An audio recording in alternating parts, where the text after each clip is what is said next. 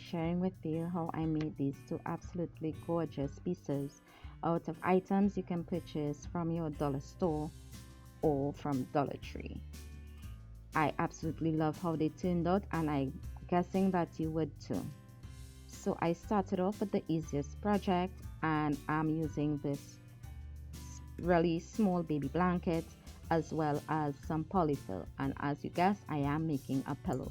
I folded the blankets in half, and then I'm lining it up to make sure that it's even, and then I'm cutting down that folded edge so that I can make two pillows.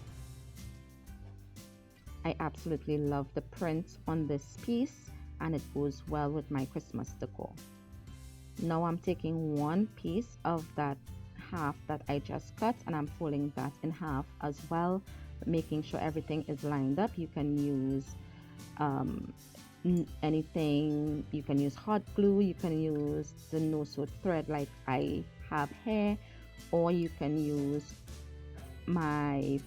fabric glue, or you can use your sewing machine if you can sew. You can also sew this by hand, but I wanted my piece to be very sturdy and not come apart, so I'm just running it through the machine.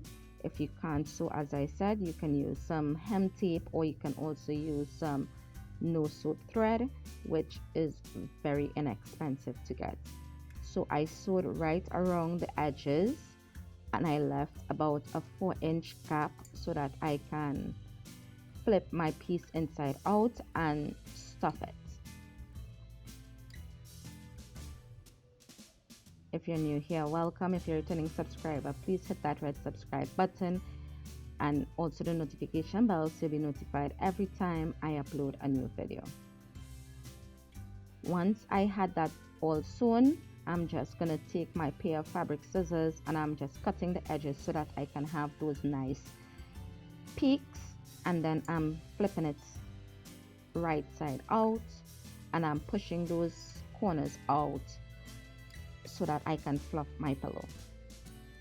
Then I'm taking some polyfill. Yes, I know it looks weird, but we do have an array of different color polyfill here in the Caribbean.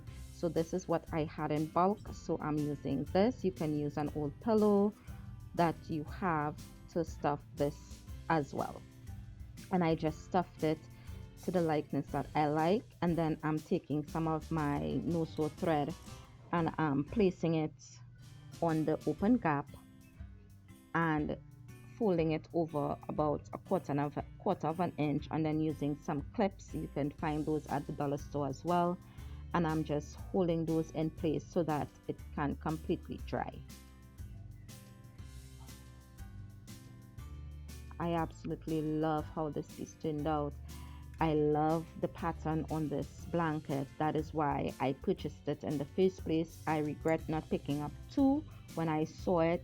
I really wish I can find a larger blanket so I can have that on my couch for the Christmas season. And why not? The more pillows, the better.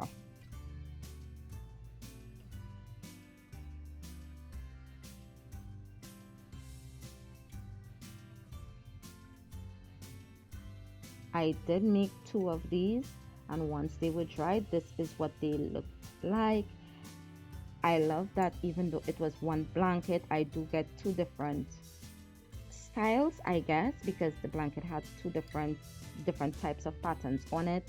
So for the second DIY, I'm using my miter box and this 1/4-inch dowel, and I'm just cutting them into 4 pieces, which is 9 inches long, and then I took some sandpaper and sanded the edge so that it would be very smooth to do what I need to do. And then I'm taking some red acrylic paint and giving them 1 coat of paint all around and letting that dry.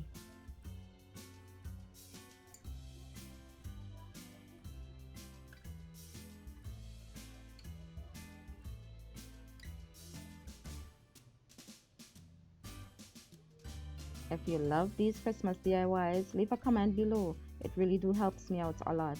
And also, I would love reading your comments and replying back to all my amazing followers and friends. And also, give this video a big thumbs up.